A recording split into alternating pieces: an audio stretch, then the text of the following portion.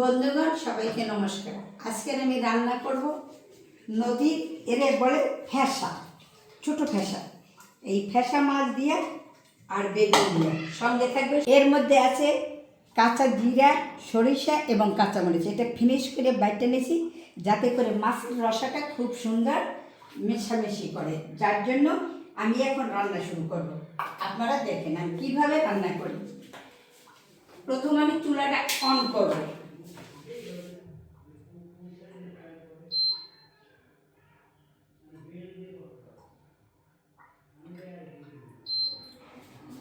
চুলার উপর কড়াইটা দেব। আমি কড়াইতে জল দেব।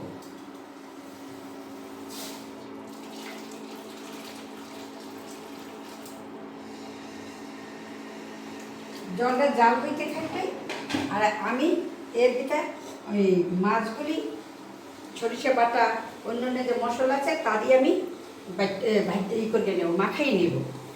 আর ওই জলের ভিতরে আমি অল্প অল্প প্রথম দিলাম একটু হলুদের গুঁড়া,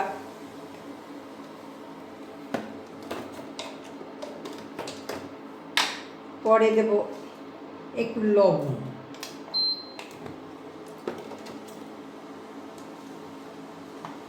দেব মরিচের গুঁড়া।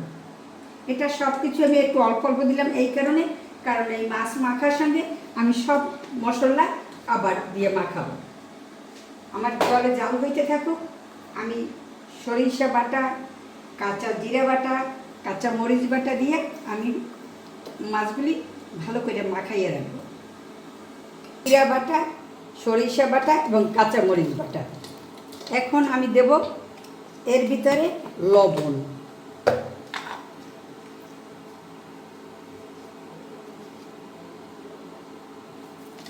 দেব আমি একটু শুকনা মরিচের গুঁড়া, অল্প দেব।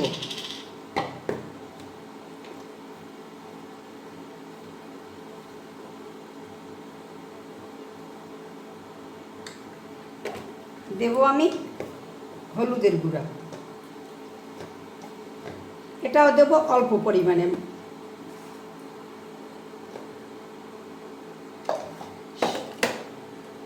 সঙ্গে দিয়ে দেব সরিষার তেল। সরিষার তেলটা দিয়ে আগে মাখাইলে এটা খুব সুন্দর একটা স্বাদ হবে।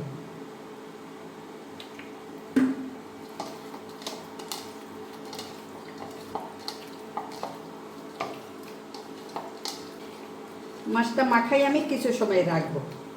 আর জলে জাল হয়ে গেছে, আমি এখন দিয়ে দেব বেগুনগুলো।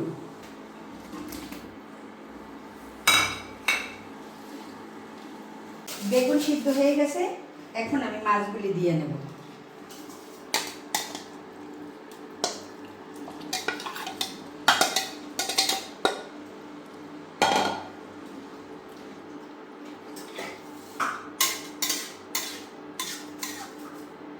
একটু ঢেকে দেব। এখন ঢাকনাটা তুলে নেব। মাছটা হয়ে গেছে, আমি এখন একটু সোমবার দেব।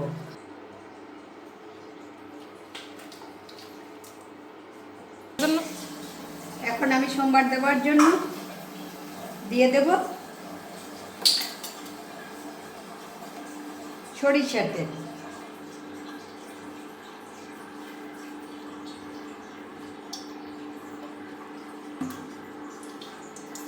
তেলটা গরম হোক।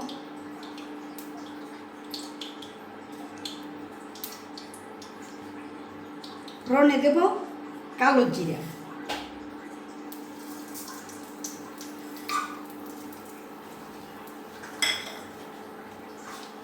তেলটা গরম হয়ে গেছে, আমি এখন মাছটা ঢেলে দেব।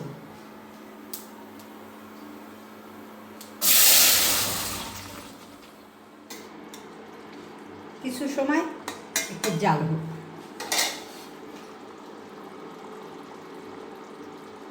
দিয়ে দেব দুইটা বেলাতি ধনিয়ার পাতা।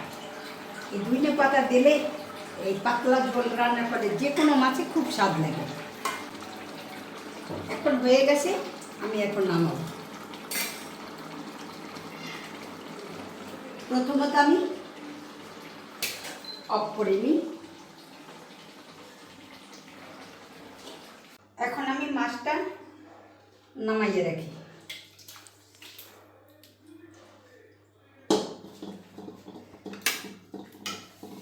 দেখেন পাতলা ফেসা মাছ, ছোট মাছ, তার রসা বেগুন দিয়ে কেমন দেখা যায়। যদি আপনাদের ভালো লেগে থাকে তবে আপনারা আমার মতো এইভাবে রান্না করবেন, রান্না করে খেয়ে দেখবেন, ভালো লাগে। আর আমার রান্না পছন্দ হলে লাইক করবেন, শেয়ার করবেন, কমেন্ট করবেন এবং আপনারা সর্বক্ষণ আমার পাশে থাকবেন। আবার সবাইকে ধন্যবাদ।